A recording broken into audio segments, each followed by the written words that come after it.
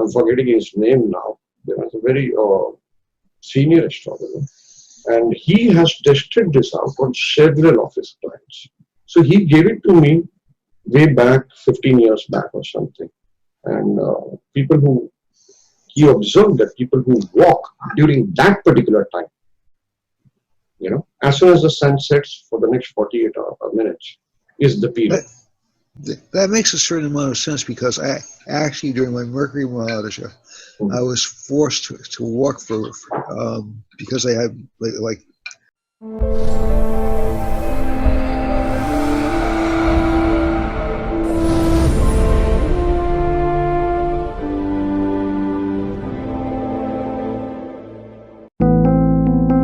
click on the subscribe button, especially the bell on the right side. Otherwise, you will miss the latest videos.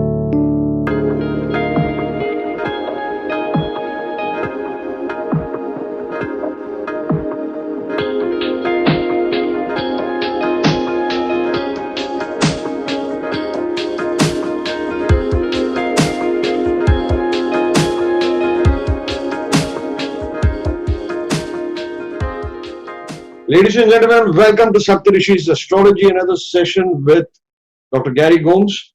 And today he's going to make us reveal make us realize whether we're going to be rich, wealthy, super wealthy, and give us a basic framework on how to go about doing that while analyzing that chart. Gary, welcome to Saptarishis. Thank you, Sunil. It's a pleasure to be here again. Thank you. Thank you. It's our pleasure, actually. So, Gary, let me come straight to the point. What makes one wealthy? Well, I think the major thing is the planets have to be basically well placed or strong in the chart. That's the essential thing. And there have to be certain elements in the chart. Essentially, the primary indicators of self have to be relatively strong. Dushthanas can't be too active or too powerful in the chart. So, I mean, there are ways of overcoming that, and I'll talk about that. But it's more work than it would seem to be, first of all.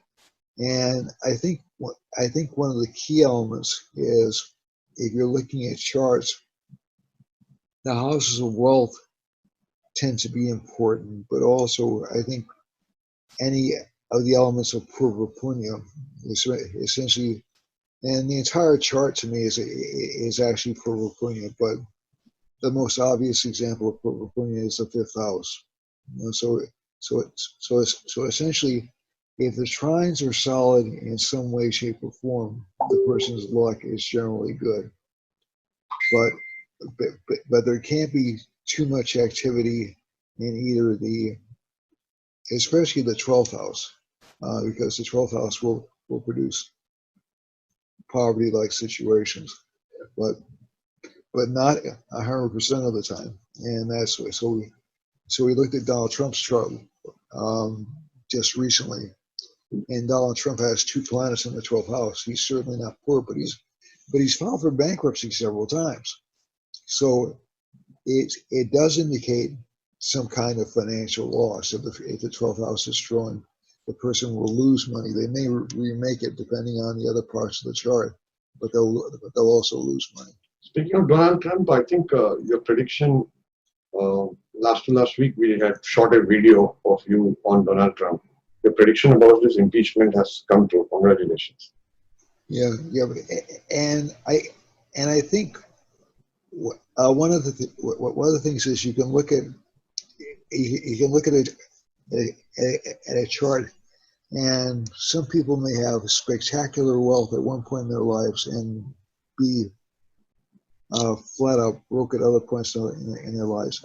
I'm going to look at charts which are really the wealth hasn't left them yet, but if you can look at a person, if you can think about people like the singer Toni Braxton, who's had I think she's filed 3 bankruptcies, and she's made a tremendous amount of money. And there are other individuals who just have like, they've had people stealing the wealth. So the wealth comes in one hand, so you'll have a strong second house. But the 12th house or the 8th house, which is a house of deception by spouse or by other people, can also be afflicted. So whenever you have those combinations, the potential for earning money is strong. So you have a couple of elements here. You have a potential for earning or inheriting money, but there are other elements that go into the chart, which can either take it away or waste it. And so you can have like sudden increases in wealth and decreases in wealth, but that doesn't negate the ability to make money or draw money in. Okay. And I think if you have a well-fortified sun or moon, and also there are certain nakshatras which we'll get into, which tend to be more affluent than others, and certain placements, certain planetary placements, which can produce financial progress. Those are all factors. Also, and this was something that I can remember a well-known Canadian astrologer, Hart Defoe, commenting on, and that was essentially the more times you see a planet in divisional charts repeating in the same position or repeating in favorable vargas, the more potential there is for fame, money, success in life. So he used the example of George Harrison's chart, and George Harrison just had, and they rectified his chart just like a couple of minutes, and there was one planet that was showing up in the same division in every single Varga chart. Oh. Oh. So you have something like that. That's going to be like that planet is going to be like a beacon in the chart. It will be an exceedingly strong planet. And we're also going to look tonight at a chart that on the surface would not seem to be a wealth-producing chart. And we'll look and see some of the factors which go into that chart. And it's Pablo Picasso's chart. Pablo Picasso has, for a successful person, it's one of the worst looking charts I've ever seen in my life. Oh. So Let's start seeing these charts, or I presume you have made a presentation. yep. Yes. And it is working finally. So we'll go there. And do you want me to go to the presentation? Yeah, if you could share the screen. All right. And I remember there were a couple of things I left out, and I'll insert them as we talk. But there weren't that many. All right, so we'll go to the presentation, and these are relatively easy. I think easy techniques to memorize. They're not really extraordinarily complicated. And you know me, Sunil, I actually like more straightforward techniques or less complicated techniques. And it could be because Mars is my Makaraka planet, and I just like things to get straight to the point. Mars is a very it's not very showy, it's very aggressive. And so let's see now. Let's see next slide here. Yeah, sure. All right, great. Okay, so imaginatively titled combinations for wealth in a chart. And so we'll just get straight to it. Yeah. Okay. All right. So the essentials, and I'm just going to read this off the paper and try to improvise a little bit to keep it more interesting. But so the essentials: either the sun or the moon should be strong and accompany the right planets on either side. So that's an old principle in Jyotish. Suvesi yoga for the sun, and one of the two can be isolated. It doesn't necessarily. It's usually better if the moon have planets on either side, but it's not essential.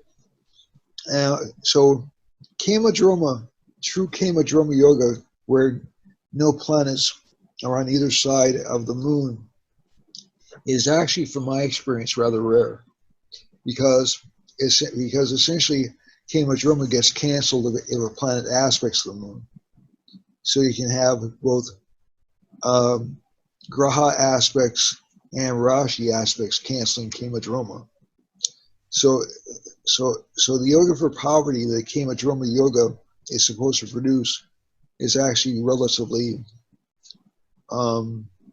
it's not a common combination, but that doesn't mean that everybody who doesn't have Kamadroma is going to be rich. It doesn't even mean they're going to be financially secure.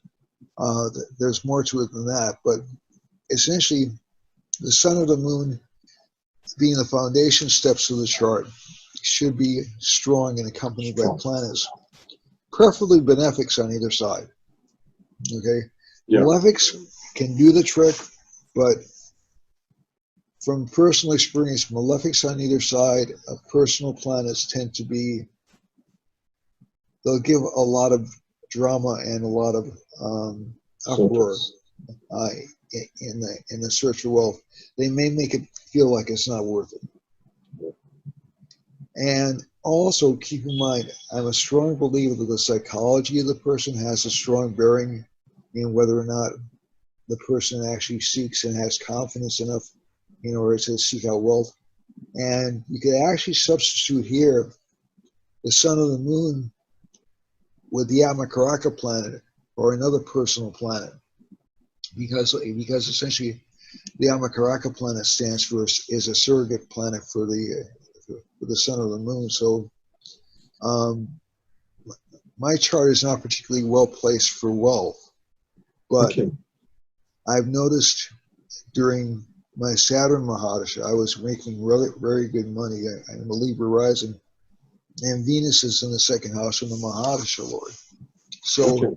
I get a little bit of a benefit from a benefic in the chart, and my Mars is placed in the second house. I get real estate. So I don't have a lot of real estate, but I get real estate. So essentially, the source of wealth will also be determined by the nature of the planet, and we'll get to that in a few minutes. Okay. The first, second, fifth, 11th house lords should be in non-Dustana houses. So essentially, what I mean by that is the first house lord shouldn't be in the 12th. And again, this is a matter of confidence. It's really because, so the second house lord, the family shouldn't spend all the money they have. The second house lord is in the 8th or in the 12th or in the 6th. And if it's in the 6th, it may be wasted on addictions or on bad habits. It doesn't necessarily have to be addictions, but that's what we see a lot nowadays. The 5th house lord, essentially the luck is wasted or it has to be developed strongly by the individual. And these aren't things that I view as being permanent conditions in a chart. You can do mantras to propitiate these planets. You can actually provide some support, and you can provide gemstones. I wouldn't take as a first remedy for these weak planets, though. And the main reason I wouldn't, and this is from working with them myself, is they tend to accentuate the placement of where the planets are more so than directly strengthening the planets.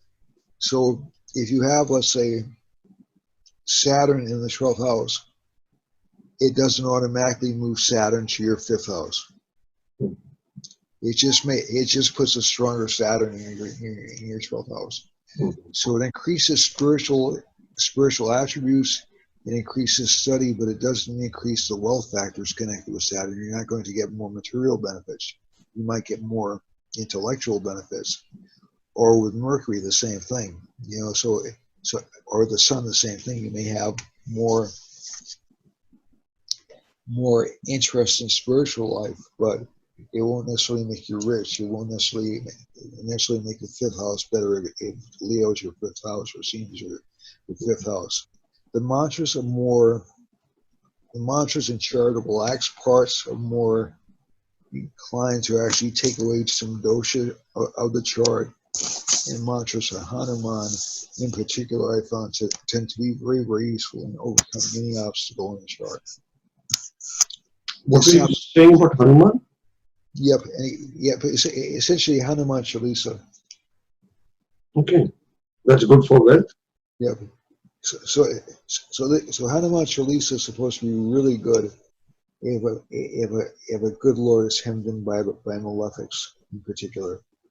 Okay. And I've also heard it used as a remedy for Sade Sati. Yes, yes. Because essentially Hanuman was the only deity to get Saturn to leave. Right. And he just the story, and you probably heard the story. Essentially, he bashed Saturn's head, and he bashed Saturn several times with a mountain. And Saturn finally said, "I give," and he left. You know, there are a lot of good versions of Hanuman Chalisa on the YouTube, but sometimes foreigners, Westerners, they are not able to recite. But so one very good remedy I would like to say here is in the evening time, as soon as the sun sets. Okay, for the next 48 minutes, one should walk. That's an excellent remedy for Sadesati. Oh, okay. And Saturn. I had posted this long back, or rather mentioned it in a video, and and this has been researched by one astrologer from Bombay. I'm forgetting his name now. There was a very senior astrologer, and he has tested this out on several of his clients. So he gave it to me way back, 15 years back or something, and he observed that people who walk during that particular time, as soon as the sun sets for the next 48 minutes, is the period. That makes a certain amount of sense because I actually, during my Mercury Mahadasha, I was forced to walk because I had like major car problems during my Mercury Mahadasha. Mercury is my Matrikaraka in the chart. And I was forced to walk in the mornings and part of the evenings, essentially to get mass transit, so I could go to a job 2 hours away.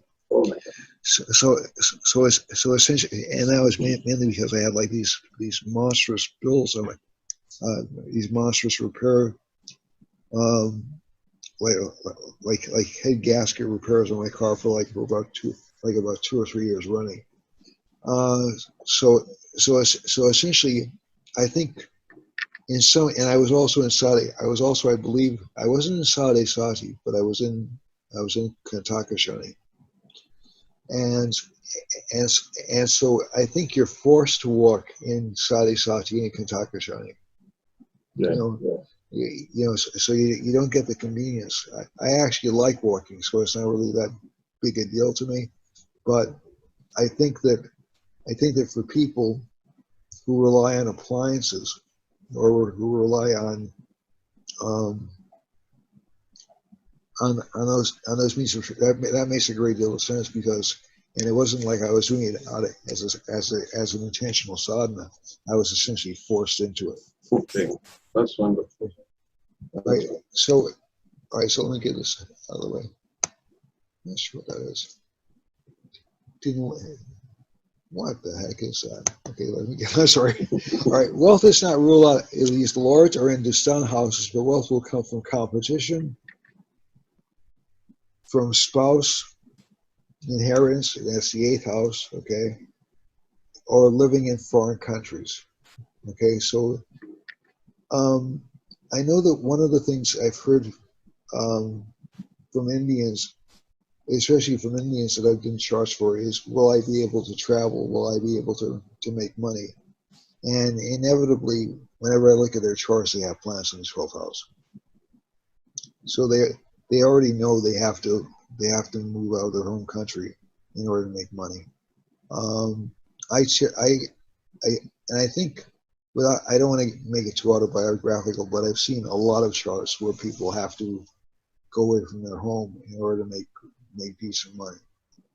It's just, but if we're talking about so if we're talking about certain planets will make it easier to do that, certain planets will not. Okay, so Mars makes it a little bit easier to move away from home. Saturn makes it a little tougher. Oh, there we go. Okay. All right. So among these nakshatras, these tend to be the ones that are considered, at least from resources I've seen, to be the most prominent wealth-producing nakshatras. So Dhanisha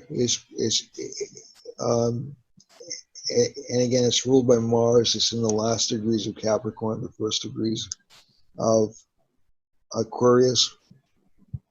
Maga is in the first degrees of Leo.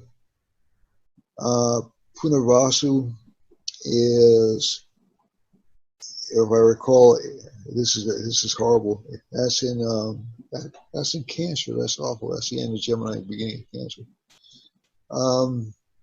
Purvafalguni is renowned for being a wealth-producing nakshatra. Dhanisha is actually considered wealthier.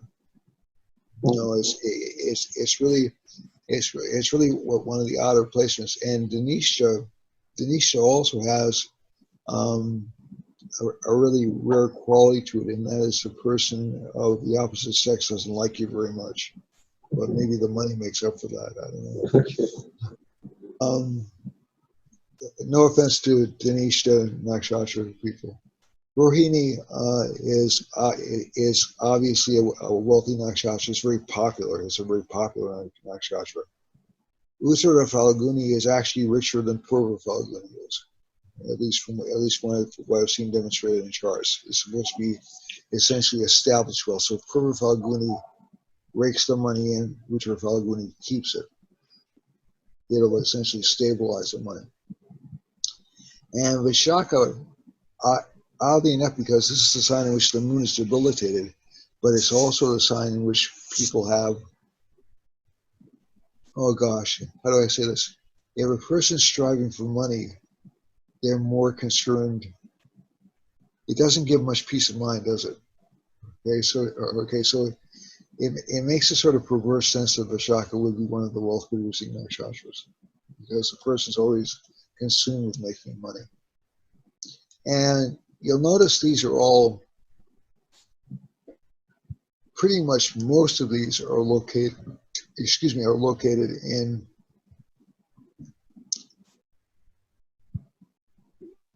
after Cancer, except for Rohini, and just before Aquarius. So essentially, it's really the state where matter is strongest in the chart. It's not being born. It's not fading away. And if we go to so these are the most prominent. The second most prominent set of wealth-producing nakshatras, go down here. Ashvini is really, it's a doctor nakshatra, right? Right.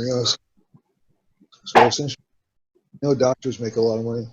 Jayesh is the oldest and the wisest, so it's a person who knows how to invest well, who knows how to play the markets, or knows how to save money.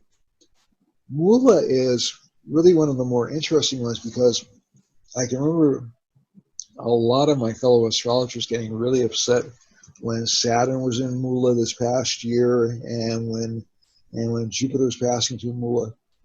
It's actually not a bad nakshatra if you're willing to take risks. Okay. But I think that's the most important feature about Mula. If you're afraid of taking risks, if you're afraid of risking everything, it's going to destroy you. It's Niriti's nakshatra, it's a Kali nakshatra, so it's big risk but big reward. And we're going to see some charts that have that. Pushya is Saturn's nakshatra, but it's squarely in the middle of Cancer. It's largely considered one of the most auspicious nakshatras, if not the most auspicious nakshatra. Swati is a Libra nakshatra. My rising sign is in Swati. I'm in Venus Mahadasha. I'm waiting for the dough. But basically, actually, to be honest with you, I have been a little bit more financially stable even though I retired, and I'm not making as much money as I used to. Oddly enough, I'm more financially stable during this Venus Mahadasha. Don't know how long it's going to last. We're going to Saudi Sati in late January, so we'll see. We'll see how long it lasts. And Uttarashada, which is essentially, again, another nakshatra, which is good for maintaining or holding on to things. Okay. So again, this isn't an exhaustive foundation. A lot of people with a Shlesha nakshatra can produce tremendous amounts of wealth, especially second pada Shlesha. And I can remember my actual, just again speaking personally, my actual material security and my earnings ability went way up during my K2 Mahadasha, and K2 was in a Shlesha. I didn't become a millionaire by any stretch of the imagination, but I started making much more money than I normally did. And this wasn't through astrology, this was through an employment outside of astrology. And so all these nakshatras have an ability, if you understand your chart and maybe you know how to use them correctly. And I remember Mr. Patel, Sri Patel, I believe he made a lot of money from the stock market, from being able to analyze certain trends and certain movements in astrology. So there are ways you can use any nakshatra to your benefit. Now, maybe that's not your interest in life. Maybe you're not fascinated by that, and you really don't care that much about money. You rather have peace of mind or some other trade-off. And so I'm not saying that everybody has to get rich, but there is a certain benefit to not having to worry about money. And because if you're worried about money, or if you're worried about security, or if you're worried about health, although that can turn you to God, it can also make you obsess about one element of God. In fact, C.S. Patel, I just saw his chart. He is Swati Nakshatra. C.S. Patel. His moon is in Swati second pada. Yep. And that's actually where my Venus is. Oh, really? Yeah. So maybe I am going to be rich in this nakshatra. We'll see. Well, I'll let you know. I'm about how many years am I in? Well, 4 years in. So, but I'm really not hitting any of the wealth producing planets yet in my chart. So I'll let you know when I hit those. Okay. All right. Whoops. Charakaraka's in wealth. Oh wow, this is wonderful. Okay, so the Charakarakas, as you undoubtedly know, Sunil, are essentially those are the movable karakas that are found used primarily in Jaimini astrology, but you can use them they can be used in other applications. I remember one astrologer was very adamant that they couldn't be used in outside of Jaimini, and I don't think that's necessarily true. I think they work better in Jaimini applications, but so let's say if I'm looking at a Mahadasha of, let's say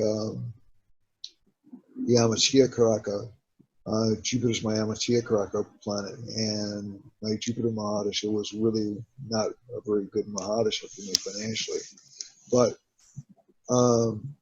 but again, I'm a Libra rising, so Jupiter's not really a good planet for me, as well, at least from that perspective.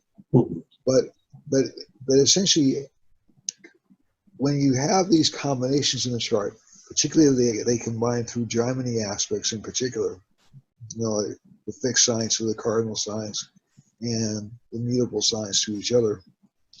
a combination of the Amakaraka planet, the Amatia Karaka planet, and the Putri Karaka planet is good for wealth, for wealthy occupation.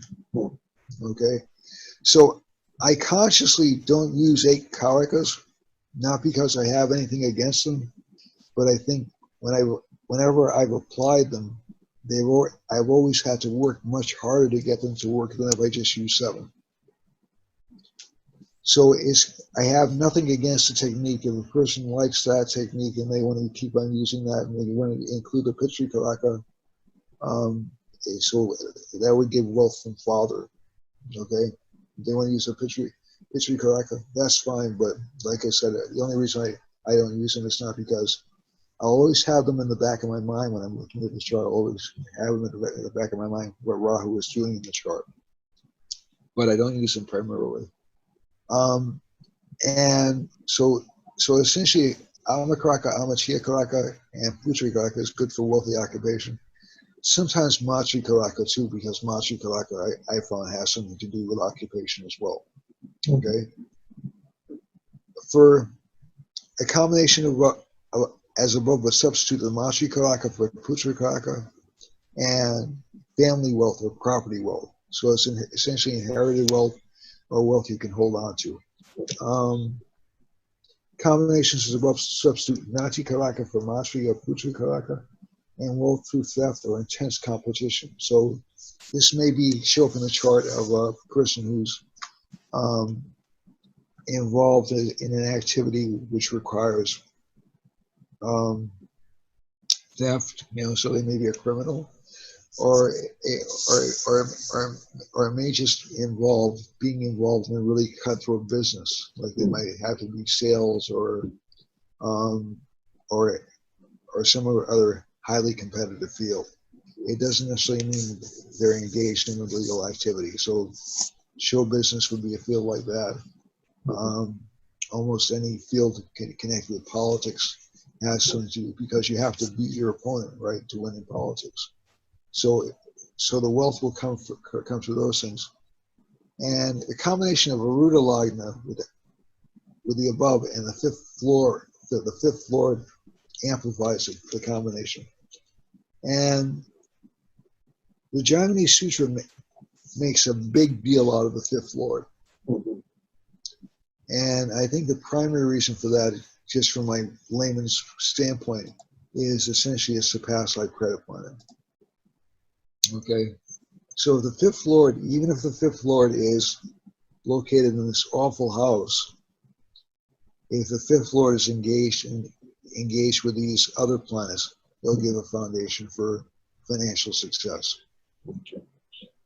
Okay, so it doesn't necessarily. So let's say if Nati Karaka is involved with the fifth lord, you'll have these intense rivalries or these intense competitions, but you'll still triumph, basically.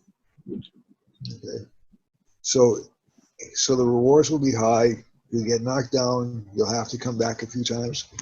And I think one of the things that is sometimes better, at least from what I've seen, for people who have charts, is sometimes better for wealth for them to have a few obstacles or a little bit of adversity in their life, because it makes them hungrier, it makes them more competitive. So you don't necessarily, it's work, as one musician said many years ago. I was reading a biography of him, and they asked why he dropped out of the music business, and he said, being famous is hard work. And making money is hard work. I mean, at least the initial stages of it are. So unless you inherit money, which is this combination up here. But in order to sustain it, I wish I had the chart now, and because it was such a sad chart. I met somebody who came to our store, and she had this marvelous combination. She had an exalted moon and Taurus in the first house, and she was telling me about how much money she had, but she was clearly But I looked at the chart and I said, yeah, you did have a lot of money, but you blew it all on alcohol, didn't you? And she said, yeah, I did. Because the Lord of the Moon in Taurus was debilitated Venus, and it's, I mean, I won't say it's typical, but sometimes if the family doesn't maintain some kind of competitive expectation, the wealth can be frittered away unless it's put in some type of large foundation or trust, because the people's personal habits will essentially, so that's where the sixth house comes in. Okay. The people's personal habits will tend to fritter it away. Yeah. So you need some kind of composition or some kind of fill in order to achieve substantial wealth. So if things are, or if you're too comfortable, let's say, it sometimes becomes easy to waste money or just throw it away.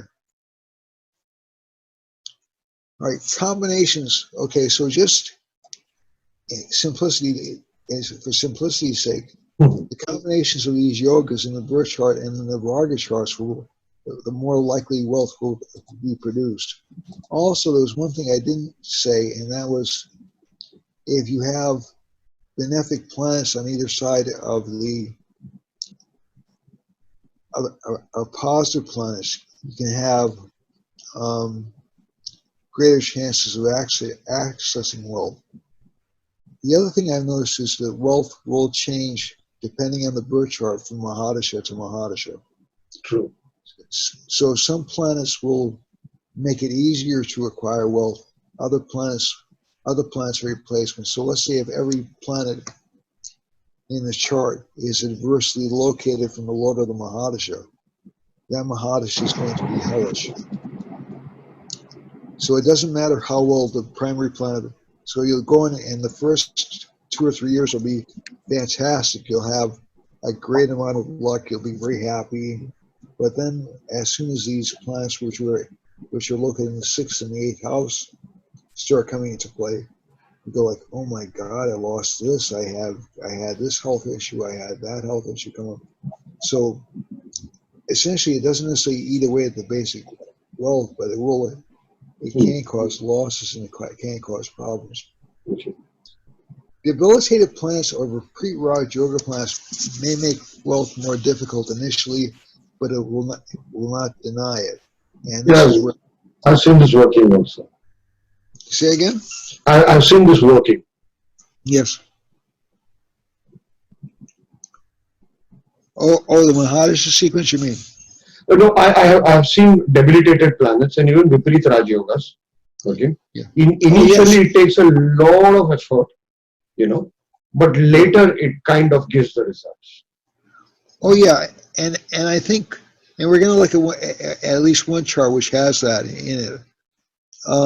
And the other point, and as I said before, relocation. If your goal is wealth, relocation may be an option. If you're happy where you are, then, and if you don't want to be wealthy, you have that choice. Some people's charts are set up so they really don't have the choice.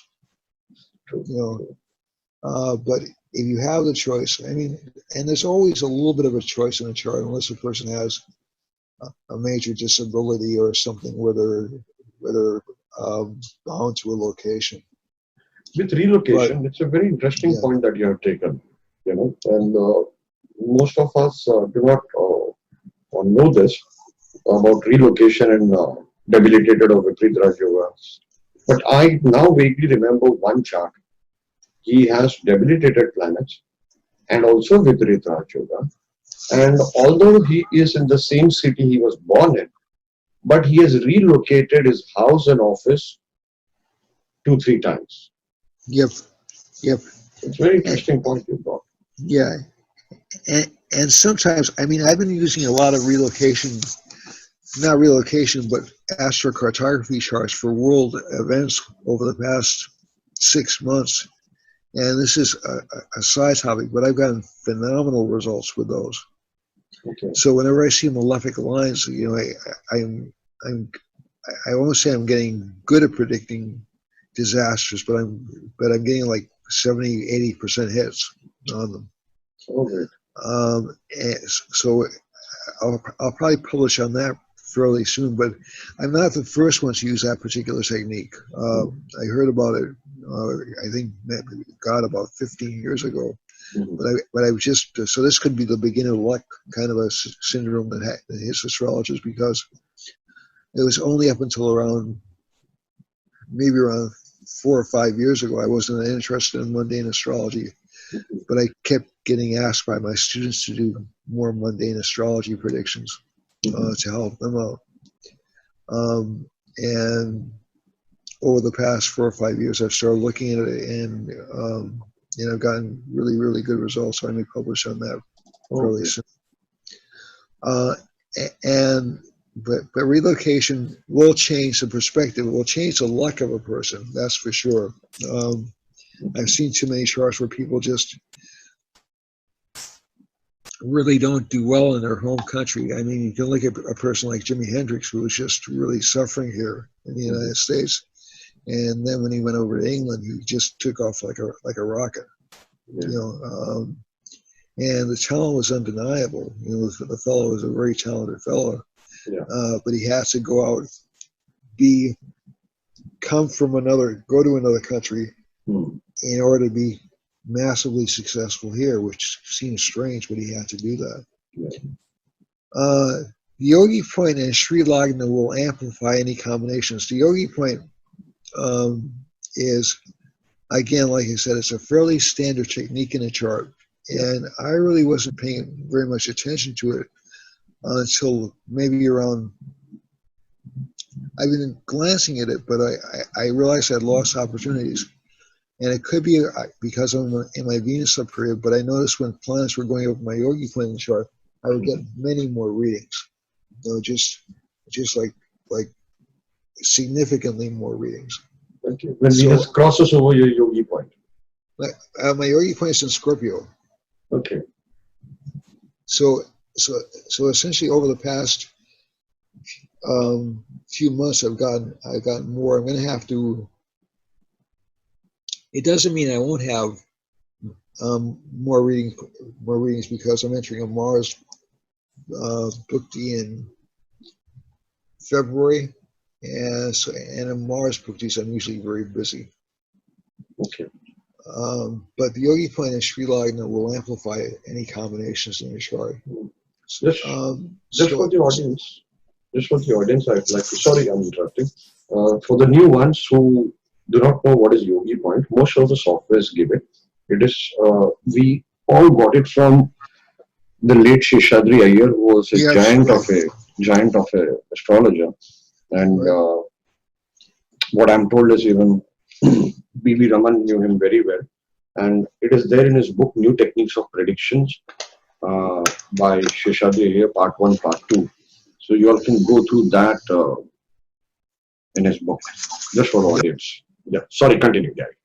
Oh no, and I think the other thing is, you want to pay attention to the Lord of the Yogi point. That's the Lord of the Nakshatra, because that's, and I can point out in my chart, my Yogi point's in Anuradha, and the Lord is Saturn, so my Saturn Mahadasha was good for money. And Saturn Mahadashas typically really aren't. And you also want to look at the duplicate Yogi planet for good periods as well. So in my chart, that would be either Mars or Ketu, and Ketu is good for money in my chart. Sri Lagna will tend to be better, but it's usually better if it's, and that's a calculated point as well, which is contained in Parashara. But basically, the Sri Lagna should be essentially well disposed in the chart for it to make a real difference. There are other Lagnas, other calculated Lagnas, which can also produce good results, produce results for fame or produce results for financial progress. But Sri Lagna is the most important for financial success. Okay, so do we want to look quickly at a few examples? Yes, that would be great. All right, so the first chart I'm going to look at is actually a fairly well-known person. And it's Pablo Picasso, October 25th, 1981. 2315 in Malaga, Spain. So he's a fairly well-known individual. This is not his chart. So we're going to go to a standard page 1, and I'll throw up a North Indian chart for people who are more familiar with that format. Let me see now, hold on a second. So I'll take his Mahadashas out, or move them down. We're not going to be using the yogi, so I'll take that down here. And let's see now. Sorry, Ganesh.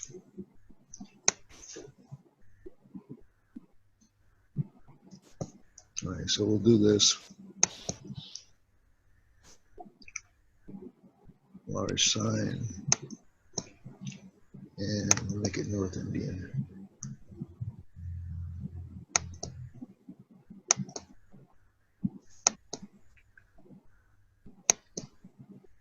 Okay, so this is one of the more fascinating charts I've looked at, because this is really is, I mean, on first inspection, this is a horrible chart. So the Lion Lord is debilitated. Yeah. It's in the 5th house, but it is with that special yoga that we saw in Donald Trump's chart of essentially the Lord of a trine, or the Lord of an angle in a trine with Rahu. Okay, so that gives it a certain amount of power. The 5th Lord is, we'll use Mars in this particular case, is in the 12th house. And I do want to show the nakshatras, so let me move this down here. So Mars is in the 12th house, so the 5th Lord goes to the 12th house. And we have Venus debilitated, Sun debilitated, Saturn debilitated, and aspecting the 5th Lord. The only planets which are halfway decent are Jupiter, which is retrograde and very weak by degree, Ketu, and somewhat Mars, but Mars is really not that great, that well placed in the 12th house. But let's look at his nakshatra. Okay, so this is, so the 1st Lord is in the 5th house. That's a good combination by itself. The 2nd Lord is in the 4th house. That's actually not bad. And the 2nd Lord is in Swati nakshatra, one of the nakshatras we said was good for wealth. Yes. His ascendant is in Pushya nakshatra, another nakshatra good for wealth. Correct. His moon is in Anuradha, another nakshatra good for wealth. His Mars is in Punarvasu, another nakshatra good for wealth. His Mercury is in Vishaka. So we're seeing a theme here. Hasta, Jupiter is not so well placed for wealth, but it is well placed for talent and for cutting through. Kritika is a really strong nakshatra for being able to penetrate and make a person a success, even if they have a lot of obstacles going against them. Hasta is a highly intelligent nakshatra. Venus is in Hasta. Although Venus is debilitated, this affects his relationship life more than it does his monetary life. All right. So the 11th Lord is in the 3rd house, aspected by Jupiter, aspected by the 9th Lord, right? And Saturn is in Bharani, which is not a good nakshatra, as we know. But Bharani is also a Venus-ruled nakshatra, okay? So it'll disposit to Venus, which is in Hasta. Hasta disposits to the moon, which is in a favorable nakshatra. So all this, we have all this subtext in this chart, which is positive. Rahu is in Jyeshta nakshatra, which again is a rich nakshatra.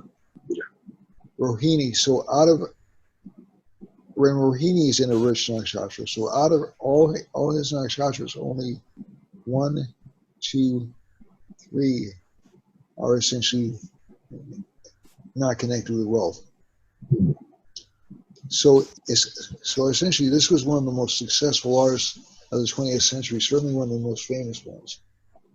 And whenever you get combinations like this, the first impulse is to say, "Oh, it's a debilitated planet. This person's going to have a really tough life." And actually, he did when he was a youngster. He was abandoned by one parent, and then another, and then he went through a succession of parents. He lost family members, but he was also very, very successful in life. And this is one of the reasons I wanted to bring this up first, was because this is almost a textbook example of a person who has this hidden potential in the nakshatras, and even in the combinations in his chart, but the planets are debilitated. So the start of life is very rough, but it doesn't stop ultimate success. And as a matter of fact, he did have to leave. He relocated in Paris, and he moved several times during his lifetime. But also, if you look over here, let's see if we can find any yogas in the chart or any combinations. So Mercury is with Moon, but that's his skill. That's his skill set. Okay, so Bhaskara is his skills. Those are his techniques, and he was very competitive. I heard that he, in his first show, he actually went to another person's show and had people asking for his paintings. So he actually did do that kind of a sneaky self-promotion activity in order to give himself more publicity. But that wouldn't have lasted had he not had the talent. And the sun is Putrakaraka. Is it involved with the Amakaraka planet? Mars? Well, no. But Mars and Venus are. But Mars is the Amakaraka planet. It's involved with the Matrikaraka planet. It's not involved with Putrakaraka, but the Putrakaraka Lord is Venus. So again, there are a lot of indirect connections in the chart. So you do have these kinds of good work combinations in the chart.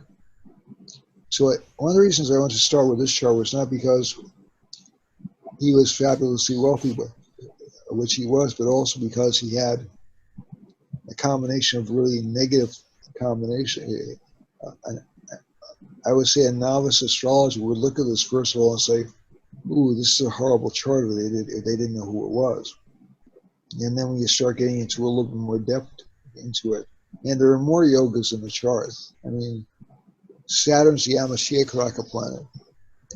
Saturn's involved not with any in any major way with any of the other planets, but the Amakaraka planet is aspected by regular aspect. Saturn aspects the Amakaraka planet by regular Parashari aspect, and there are no other aspects, and Saturn aspects the Moon and Mercury. So again, this is skill. This is essentially the idea of promotion, because these fields, again, painting is, even though it's art, most of the artistic skills are essentially competitive occupations. Okay, and I'm not saying that to be twisted, but basically it's true. Most painters, most musicians rely on patronage. They rely on people being interested enough in their work to support them. That was historically the case, and it's, so Shakespeare wouldn't be a success if people didn't come to see his plays. Other people in the creative arts wouldn't be successes if people didn't buy their paintings, or if they weren't supported by patrons or by large organizations. to a certain extent, performing artists or artists of any kind are reliant on other people for support. So they may be creative, but they have to. It's really one of the most competitive fields you could be involved in. And it's not because there's limited money. It's because there's limited attention. Because these are leisure. So traditionally, you would have people who had money supporting these individuals, and now you have a more popular market, which gets support. But a person like Picasso, if you put, let's say, you put a fine artist into the marketplace nowadays, they'd be lost. They couldn't compete. You know, especially not an artist of this type. So I just want to use that as an example of ways in which the chart,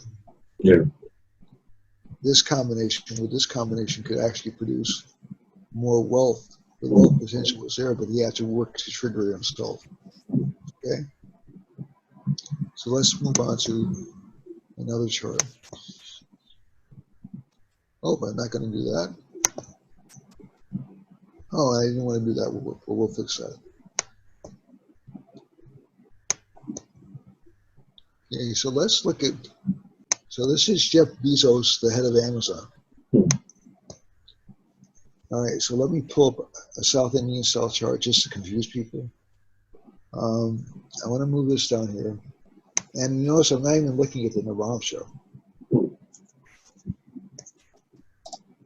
So that doesn't mean I don't want to look at the Navamsha. It's just that there hasn't been a need to yet.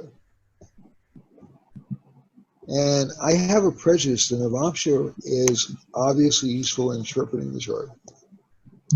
But I have a prejudice in that essentially the Navamsha is derived from the natal chart. So essentially, if you look at the natal chart carefully enough, you'll be able to figure out whether or not the chart's inherently lucky without even doing the Navamsha calculations.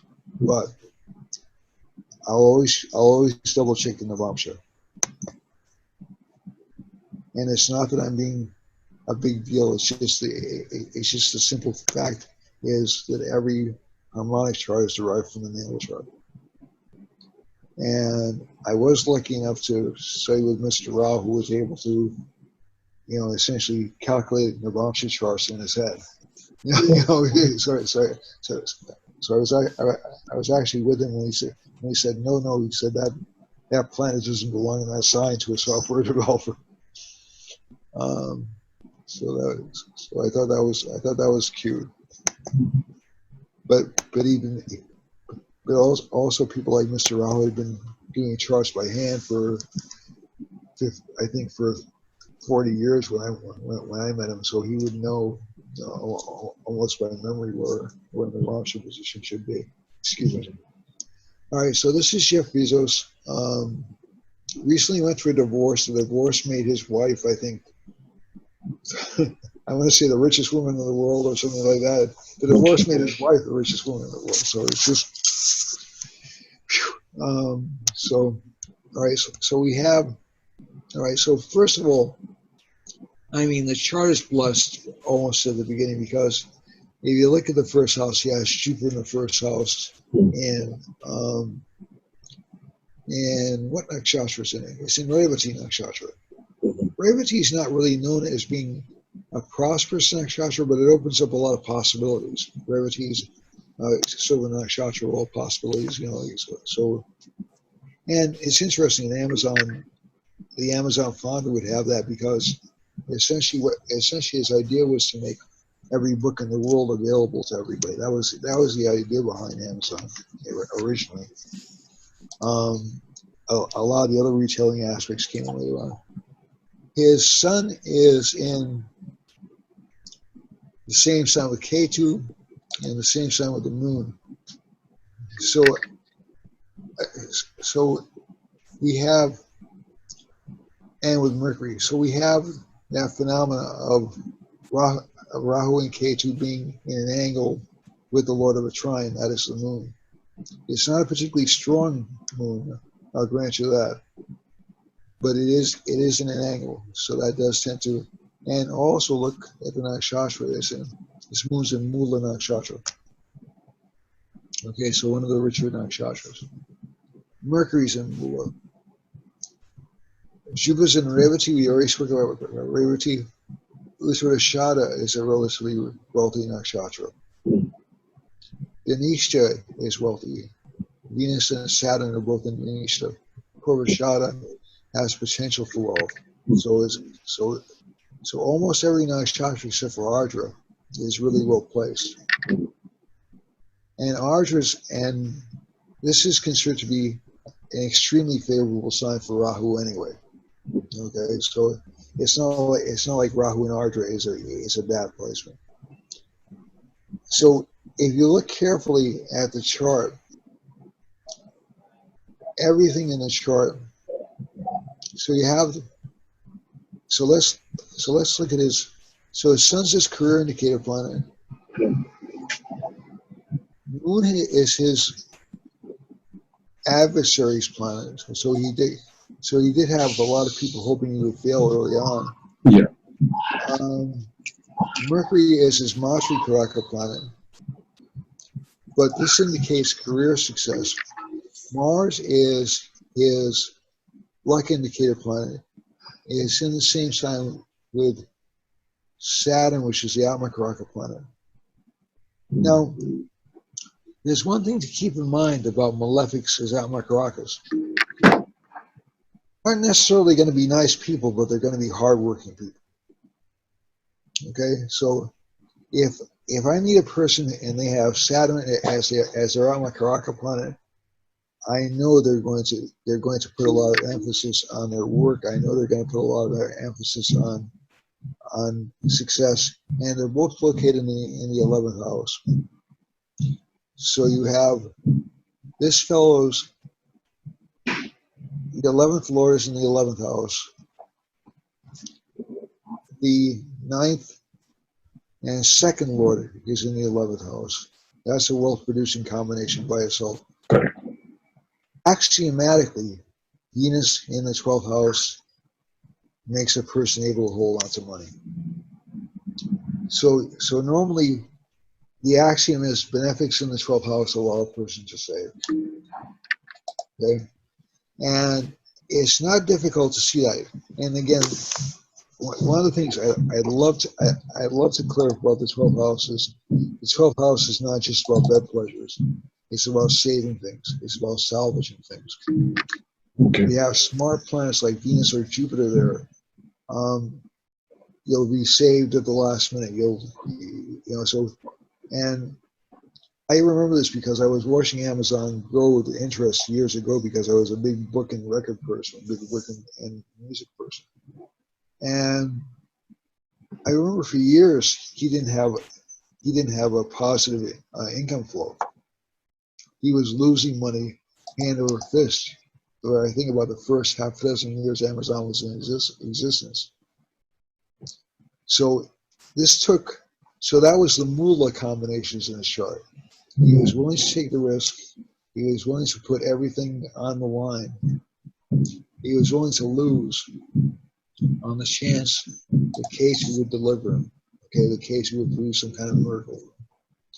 So unless you have that kind of, but that Jupiter in the first house as the surrogate sun is also very strong because it'll make him much more optimistic about the future. You know, he'll say to himself, well, I might as well try it. And I think it's interesting that his first, I mean, his intent was to make money, but his intent was also to provide every book available. So it wasn't just I'm out here to make a lot of money. But also I'm out here to educate people if I possibly can.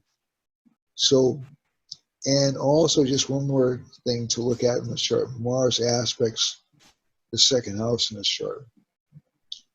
So it aspects its own sign. Saturn aspects Jupiter. Jupiter's the Bhatri Karaka, so he's skilled at selling things. He's skilled at teaching. So sorry to interrupt, but the screen sharing has stopped. Yes. Yep. Yeah, Venus is in Denisha Nakshatra and Saturn's in Denisha. So again, both well-producing combinations. So the Amakaraka planet, his goal in life will be to Could you share the screen, the chart? say again, please. Can you share the screen? The screen sharing is Oh, stopped. I'm so sorry. That's it. I didn't know it had stopped showing. Hold on a second.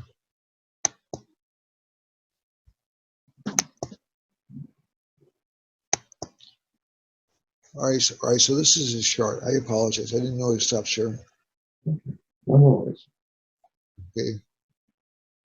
So I mean, under any circumstances, you probably look at this and say this is a pretty good chart. The phenomenal wealth, though, I think comes from these two planets, essentially Saturn and Venus up here. So, and again, this is so close to the 11th house. We're using equal house, equal sign in this chart, but this is so close to the 11th house. It really doesn't have. I'm just trying to think of a good way to put it. Denisha is when they're in the same nakshatra, they'll almost function like they're in the same house. So essentially from this chart, Saturn and Venus are like within 3 degrees of each other. Okay, so it's a powerful combination. Correct. So that's where you have to, as an astrologer, you have to make certain judgment calls as to whether or not planets are functioning together, even if they're in different signs, because they may in fact be working together. So I guess it's almost like a person in, I'll use Canada for the U.S. audience, but it's almost like a person in Canada, just over the border in Canada, working with somebody in New Hampshire, or with somebody in North Dakota. It's essentially the border is neither 5 miles away from each other. There's this invisible line drawn in the sand, or drawn in the ice, and but the planets, because they're in close proximity, they'll communicate with each other. And whenever you get these combinations in the chart, so I mean, you have natural house combinations, which are pretty favorable. So you have the 5th Lord along with the 4th Lord in the 10th house. The 6th Lord, again, 6th Lords aren't really all that destructive. They can make a person competitive. That's where I get a little bit. That's one of the things I try to drive home to students when they're looking at charts and they start looking at, oh, it's going to answer my 6th house. 6th house is fine. 6th house is not really a problem. It means you're going to have an upset stomach for a while. Essentially, or you'll have to do some work. You'll have to do some improvement. But it's not like the 8th house, which is like being in jail. It's not like the 12th house where you're essentially pushed to the side. The 6th house is about purification. Okay, so whenever you see a chart like that, and we haven't even gone to the Aratus yet, it's just, but this chart is loaded with positive Aratus. Okay, but one of the reasons I don't want to go into the Aratus is because there's so much controversy on how to calculate. But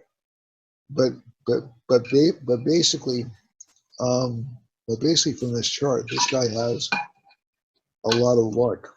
He's got Venus and Jupiter in closest, lucky. Okay, he has no real negative planets on either side of Jupiter. That's pretty lucky. There are no real negative argos in the chart. Okay, so so essentially, whenever you have combinations like this person can focus almost all his attention on his career life. He can focus a lot of his attention on wealth. So he has some blessings here in this chart. Okay. All right. So I'm going to move on to another chart. Sunil, is that okay? Yeah.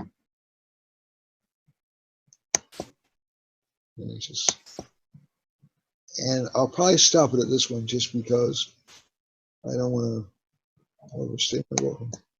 But let's look at J.K. Rowling's chart. Okay. I always wanted her birth time. What birth time are you taking? Say again? J.K. Rowling's birth time? J.K. Rowling I'm taking as, oh my God, it didn't. I always wanted her. I did have one before, but it didn't take it. Let me use another chart. Okay. Look at it. This is going to be a little controversial because the birth time isn't really.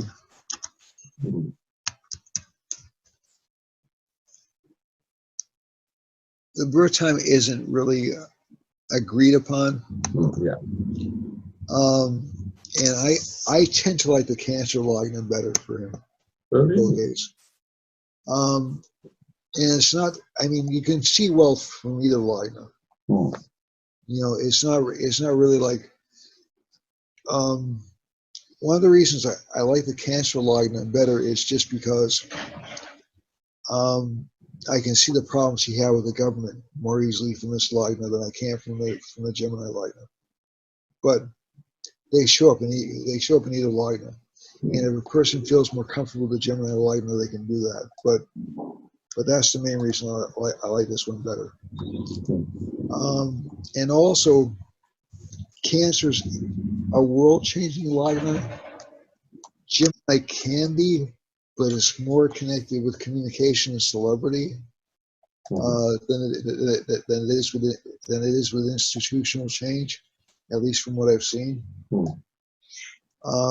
So Gemini Lagnas tend to be more entertainers, more they'll influence more from that perspective than they will from large organizational or institutional. It doesn't mean they're incapable of it, but they tend to be more. They tend to be more sociable than Bill Gates is. So that having been set aside, if you take the first lord is in the ninth house, which is a lucky combination. Jupiter's in the second house. It's in Magha Nakshatra, which is one of the wealth-producing nakshatras. And again, if we look down, just look down the nakshatras. Pushya Nakshatra for rising, Swati for sun, Uttara Bhadra for Uttara Bhadra is not particularly wealth-producing, but Chitra is a building nakshatra. Okay, so it's essentially building institutions. Magha is, again, not a particularly strong wealth-producing nakshatra. Oh, excuse me, it is. It's one of the wealth-producing nakshatras. Vishaka, Jayeshta. Mrigashira are not particularly renowned for building wealth, but it is renowned for courage, okay, for competitiveness. And there's one thing, a lot of people look at Bill Gates now and they see him as a successful philanthropist. I remember back in the late 1980s and early 1990s where he was the most reliable person in computers. And that was mainly because he was essentially buying up other companies. He was engaged in rather cutthroat operations. He got brought to the U.S. government on anti-monopoly charges. So right now his image is really, really good. Yeah. His image wasn't always that. Yeah. But you can see everything in the chart. Second house lord is, the second house is great. Jupiter's in the second house. If he had if he had a Gemini rising, again, you still probably see some good combinations, but I'm not going to argue that point right now. Jupiter's well placed in this chart. Mercury's placed in its own sign. It's actually placed in its exalted sign, but it's past the maximum degree of exaltation. As a matter of fact, my Mercury is so much stronger than Bill Gates' Mercury is, but it doesn't mean I'm as smart as he is. But this is actually one of the combinations they look at in a chart for people being a little bit dishonest or a little bit hyper competitive. Okay, so it's a politician combination. It's also a combination for people who can break the law. Mars Mercury. Mercury, and that came from Mr. Rao. Okay, that was something that Mr. Rao said. And also Mars, James Brown. Mars, did you say? Sorry, continue. Well, it's and also James Braha mentioned it way back when, very early on. It's not necessarily a bad combination, but people tend to think on their feet it's a lawyer combination, basically, a lawyer or a politician combination. Mars and Mercury together. Mars and Mercury, yeah. Okay. Yeah. Okay. So it doesn't necessarily mean everybody with this combination is a thief or a crook, but they're very fast thinkers. And every time I've asked people when I've done their charts, and most people would tend to say, so I said you can get away with lying pretty easily, can't you? You know, like 100% of the time they'll say yes. I mean, it's not even. Again, I know that's anecdotal, but it's not even like they'll qualify. I'll say, oh yeah, I can. Any way they'll believe me, I can tell them the biggest story and they'll believe. So it's just kind of fascinating. Sun and Venus are conjunct in the 4th house in Libra, so that kind of brings us back to Vishaka Nakshatra for Venus, and Swati for Sun, and Rahu's in Jyeshtha, Saturn's in Vishaka too. And if we look at the chart, let's see if we can see any yogas with the Charakarakas. So his Almakaraka planet is Saturn. Saturn is over here. There's Saturn. Saturn's with the Amachya Karaka planet.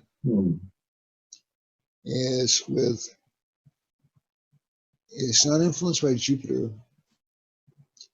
It's with Sun, Venus. So Sun is the Nati Karaka. So it's a competition. Yes, so extreme competition. Let's see what Mercury and Mars do. Mercury is Matri Karaka, and Mercury is Bhatri Karaka. So he's a smart guy. You know, he comes from a smart family.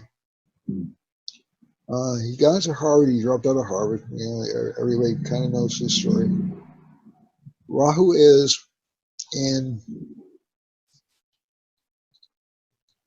Jyeshtha Nakshatra. Now, and Rahu's in the 5th house. So basically, this was sort of what got him in trouble with the government, and that is essentially he was buying up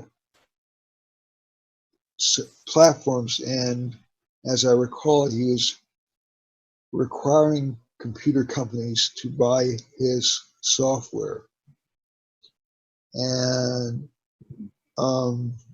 that's where he got the anti-monopoly charges. There were several other versions of computer software which were, from what I recall, viewed by computer people as being superior to Windows, but they were blocked out of the market.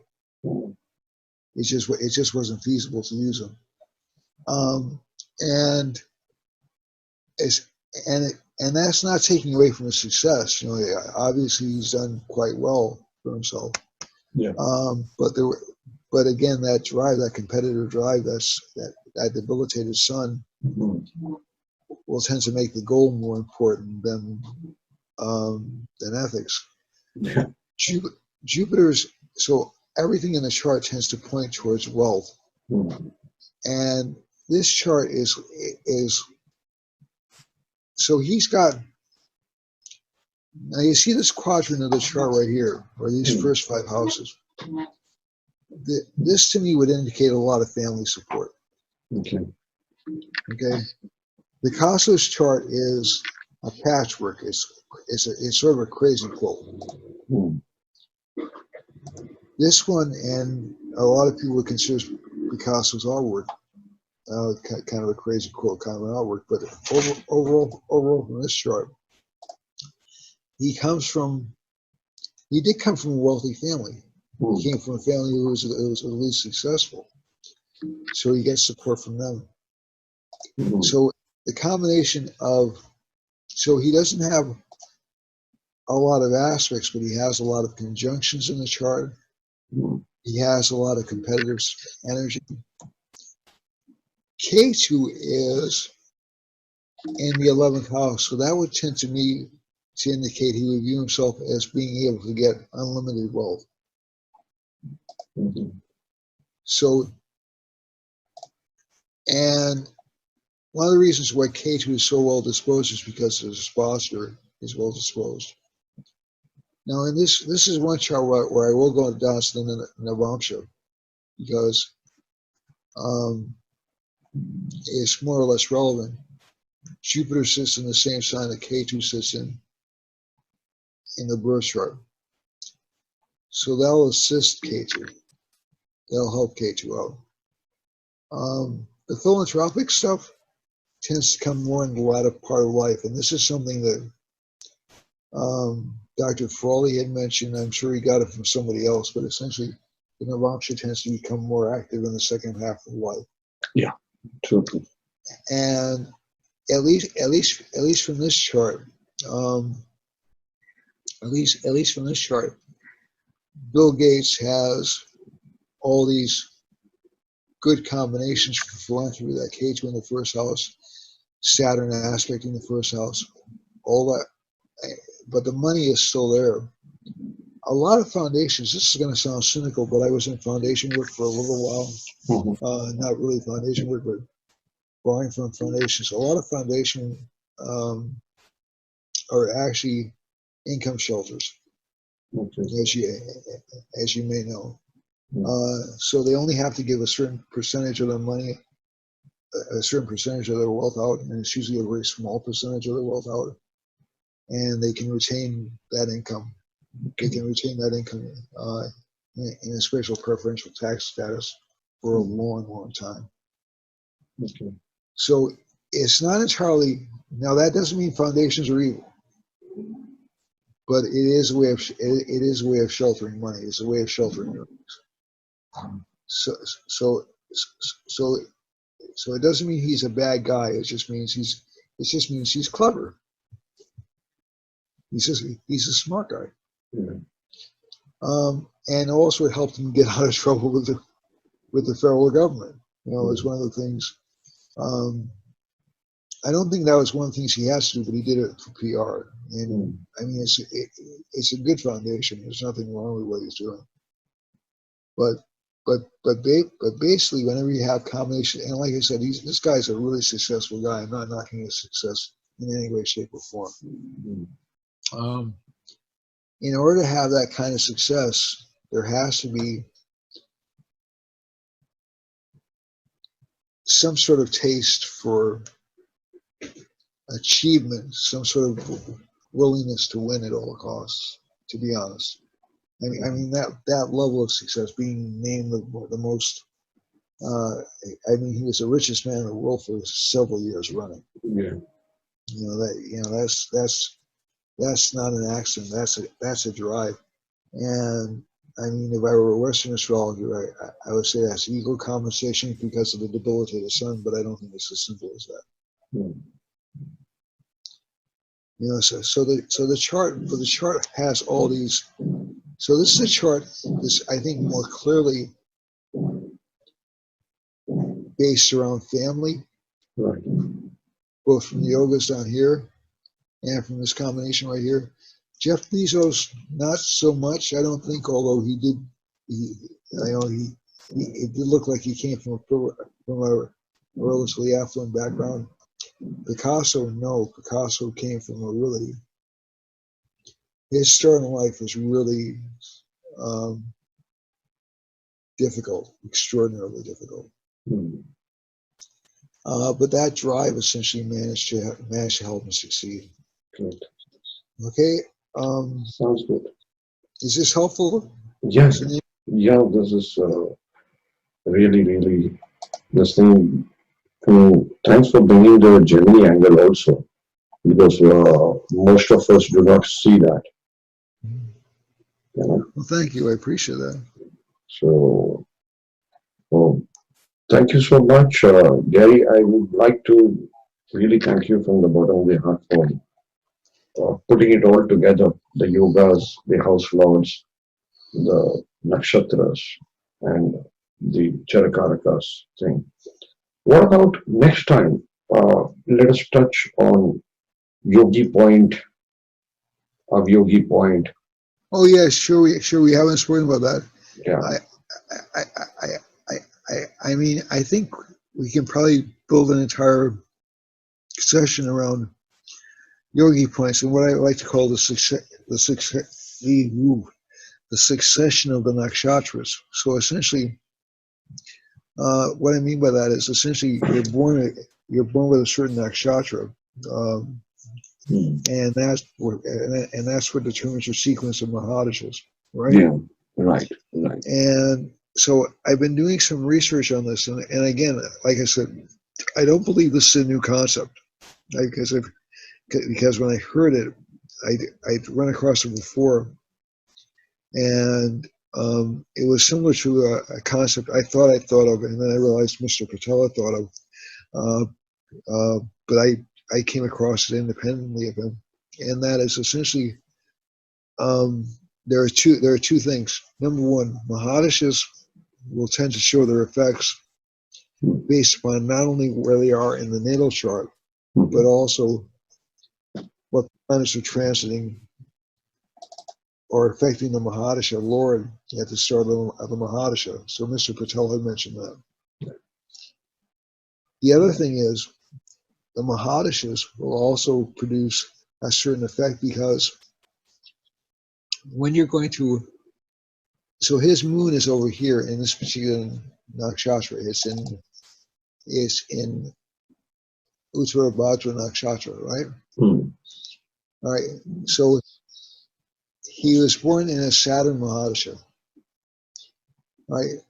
So what determines the sequence of nakshatras? The sequence of nakshatras are determined by the next nakshatra. So it goes Uttara Bhadra, and you probably heard this concept. I'm sure you must have. Uttara Bhadra goes to Revati. Yeah. And Revati goes to Ashvini. So you're not only going from moon, you're not only going from Saturn over here to Mercury over here, you're going from Saturn in Uttara Bhadra to Mercury in Revati. So that sequence that starts over here will influence the form that this particular planet takes. So if you think about this guy's chart, he went from a Saturn mahadasha to a Mercury mahadasha. His Mercury is really strong. Okay, he's got a really powerful Mercury. So you could look at that and say, well, that's why he dropped out of Harvard. But if you have a really powerful Mercury, you're going to say to yourself, oh, I'll stay in school, I'll finish, I'll impress everybody, and I'll come out the other end. He lost interest. He went to Mercury in Pisces. Yeah. Okay, so essentially, his Mercury was functioning like an exalted Mercury, but essentially what happened was he lost interest. His Mercury, he wants to be independent or free. So you have a combination, but it will manifest in terms it will be successful for him. So essentially, whenever you have combinations like that, not only will the placement in the birth chart influence it, it will also be influenced by the succession of the nakshatras. Right.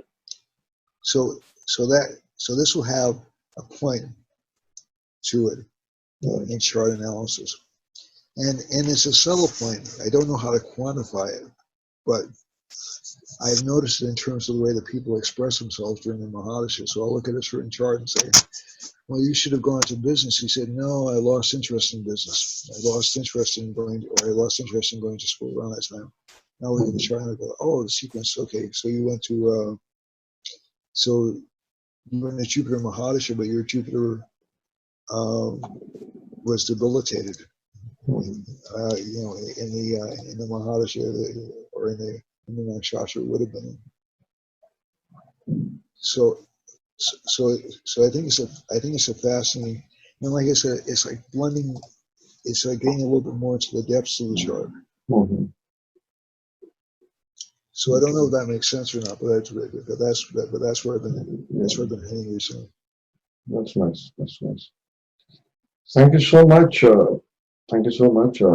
Jerry, and hope to see you soon next week. Thank you for explaining all this. All right. I'll try to explain myself. Thank you. All right. Thank you very much. Thank you.